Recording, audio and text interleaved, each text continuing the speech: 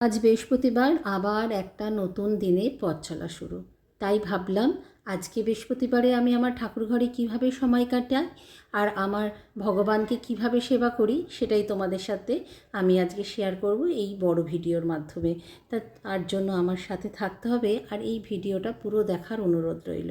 আমি প্রিয়াঙ্কা ভোর ভোর রোজ দিন যেমন উঠি সেরকমও বৃহস্পতিবার উঠে বাসি কাজ সমস্ত সেরে স্নান করে দেখো নিজেকে পরিপাটি করে নিলাম একটা জামদানি শাড়ি দিয়ে। তারপরে খুব আজকে ইচ্ছে হলো বৃহস্পতিবার আলতা পরে নিতে। অনেক দিন আলতা পরা হয় না। আলতা পরলে কিন্তু বেশ ভালোই লাগে। আগেকার দিনের মা ঠাকুমারা বলতেন বৃহস্পতিবারে আলতা পরা প্রচণ্ডই ভালো। যাই হোক, আলতা পরেই চলে গেলাম ঠাকুর ঘরে। আজকে সাই বাবার দিন, গুরুবার, বৃহস্পতিবার, তাই জন্য সাইকে ভালোভাবে স্নান করিয়ে নিলাম। ঘি, মধু, অঘরু দিয়ে ভালোভাবে সমস্ত আমার শখের বাগানের ফুল আজকে অর্পণ করেছি সাই বাবাকে। কলকে, জবা, নীলকণ্ঠ, টগর, সাদা জবা, বেলপাতা সমস্ত দিয়ে আজকে সাই বাবাকে আমি পুজো করে নিলাম। তারপরে ধূপ ধুনো প্রদীপ দেখিয়ে আমার সাই বাবাকে আজকে আমি আমার ঘরেই ইনি থাকেন এই মূর্তি, সেখানে রেখে দেব। আর আমার তো আসনে থাকে ফটো, সেই ফটোতেই পুজো করি। আর এই সাই বাবা জানো তো আমাকে বিয়েতে গিফট করেছে আমার বরেরই এক দাদা বৌদি।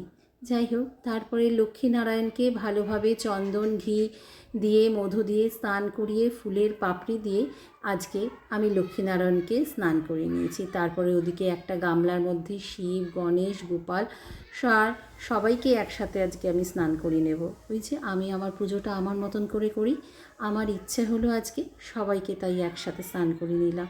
আর এই যে পদ্ম ফুলটা, তোমরা যারা আমার ভিডিও দেখে থাকো প্রায় দেখো আমি কিন্তু বৃহস্পতিবার দিন ঘটে এরকম লক্ষ্মীর ঘটে একটা পদ্ম দেওয়ার চেষ্টা করি।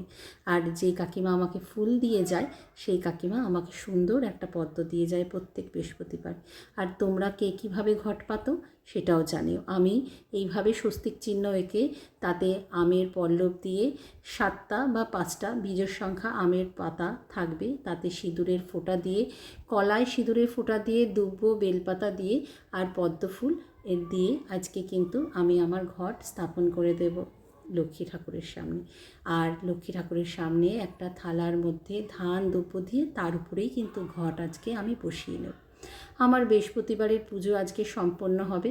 আর জানো তো আমার বৃহস্পতিবারের পুজো দিতে কিন্তু অনেকক্ষণ টাইম লাগে, প্রায় ঠাকুর ঘরের সময় কেটে যায় 2-2.5 ঘন্টা। তোমাদেরও কাদের কাদের এরকম হয় অবশ্যই জানিও। কিন্তু আবার ওই যে পিছু টান থাকে, যেহেতু আমি কিন্তু শুধু হাউসওয়াইফ না, আমার কিন্তু নিজের পার্সোনাল কাজও আছে। তোমরা যারা যারা আমার ভিডিও দেখে থাকো তোমরা নিশ্চয়ই জানবে আমি কিন্তু একজন প্রফেশনাল বিউটিশিয়ান। যাই হোক, গল্প করতে করতে আমার পুজো সমাপ্ত হয়ে গেল। আর এই দেখো ওই যে আমার আসনের সাই বাবা। আর এদিকে প্রচণ্ড গরম পড়েছে, পুজো দিয়ে উঠেই জল খেয়ে নেব। তারপরে একটু ঘরের পর্দা যা যা ঠিকঠাক করা ঠিক করেই ডাইনিং টেবিলে বসে যাব রুটি মানে সকালে ব্রেকফাস্ট খেতে। ব্রেকফাস্ট খাওয়া হয়ে যাওয়ার পর একটু বাইরেটা ঘুরে দেখে নেব। আমি না এই দেখো পাখিদের জন্য জল রেখে দিয়েছি, যা গরম। আর বাইরে যেখানে কুকুরদেরকে খেতে দিই সেখানেও এরকম একটা দইয়ের ভাঁড়ের মধ্যে, মাটির ভাঁড়ের মধ্যে জল রেখে দিয়েছি। পারলে তোমরাও রেখো। এই গরমে আমাদেরই এত কষ্ট হচ্ছে, তা ওদেরও তো কষ্ট হয়। তা চলো